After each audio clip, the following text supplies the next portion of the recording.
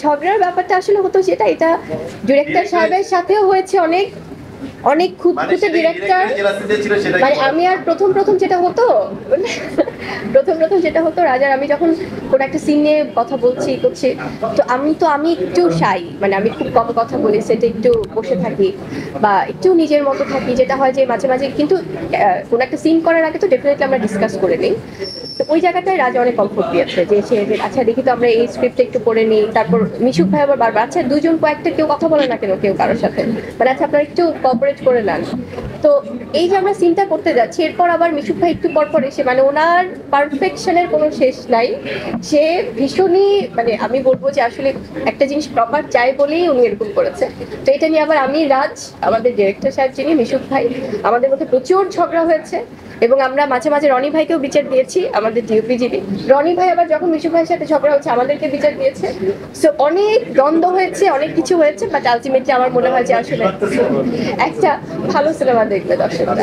এবং যেটা কিনা ডাবিং এ যে দাদা কেন যাবে রিপন দা, কারণ ডাবিং এ যে আমরা দাদাকেও বলেছি যে দাদা এই সিনটা যে করেছি এটা আমাদেরকে শান্তি করে, মানে আমরা এটা করতে পারিনি, এই জিনিসগুলো নিয়েও আমাদের মধ্যে অনেক যুদ্ধ হয়েছে। তো এই যে এই মজার খুনসুটিগুলো, এগুলো আসলে একটা সিনেমাকে যতটা ভালো করা যায় সেজন্যই। So overall experience was so good. প্রথম দিকে না আসলে আমি যখন মিশুক মনি ভাই, মানে আমি সরি যে, কারণ মিশুক ভাই তো প্রথম যেহেতু সিনেমা, উনি বাংলাদেশেও অনেকদিন ছিলেন না, তো আমি তো ওনাকে রিকগনাইজ করতে পারিনি, ডেফিনেটলি নতুন। তো যখন এটা আমাদের খুব হয় যে আচ্ছা প্রথম সিনেমা বানাচ্ছে বা ওরকম গল্প লিখেছে উনি, ওনার চিন্তা ভাবনাটা, মানে প্রথমে তো আর স্ক্রিপ্ট পাঠায়নি, প্রথমে উনি জাস্ট কন্ট্যাক্ট করছিলেন যে আমি মিশুক মনি এবং আমি একটি সিনেমা বানাতে চাচ্ছি। তো ওই যোগাযোগটার পরে না, সো আমি একটু ভাবছিলাম যে আমার কনফিউশন হচ্ছিল যে হোয়াটস গোয়িং টু হ্যাপেন, যেটা হয় আমাদের। তো আস্তে আস্তে করে যখন স্ক্রিপ্টিং শেয়ার হলো, উনি যখন পাঠালেন হোয়াটসঅ্যাপে, দেন হচ্ছে যখন আমি হার্ড কপি পেলাম, তো তখন আসলে মনে হয়েছে যে না, হি ইজ ভেরি ডেডিকেটেড।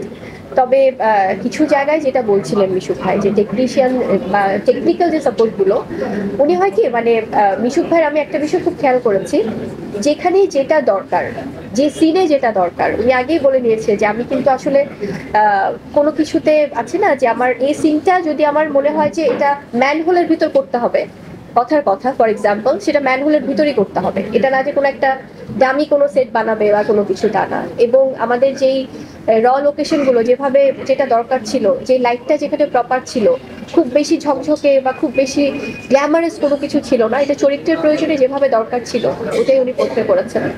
এবং এটার জন্য কিন্তু উনি, আমাদের একটা ট্রান্সফরমেশন ছিল, যেহেতু আমরা 1 ইয়ার ধরে এটা শুটিং করেছি, ওই সময়টা উনি নিয়েছেন, যে এই যে 1 বছরের একটা যাত্রা, কারণ এই সময়টা দরকার ছিল, যেহেতু একটা টাইম ডিউরেশনের ব্যাপার ছিল, আগে পরের একটা ব্যাপার ছিল, তো এটার জন্য ওই সময়টাও তিনি নিয়েছেন। So he didn't compromise. এই ব্যাপারগুলো খুব ভালো ছিল আসলে। উনি যে নতুন নির্মাতা এটা মনে হয় নাই, আমার মনে হয় যে হি ইজ ভেরি এক্সপেরিয়েন্স।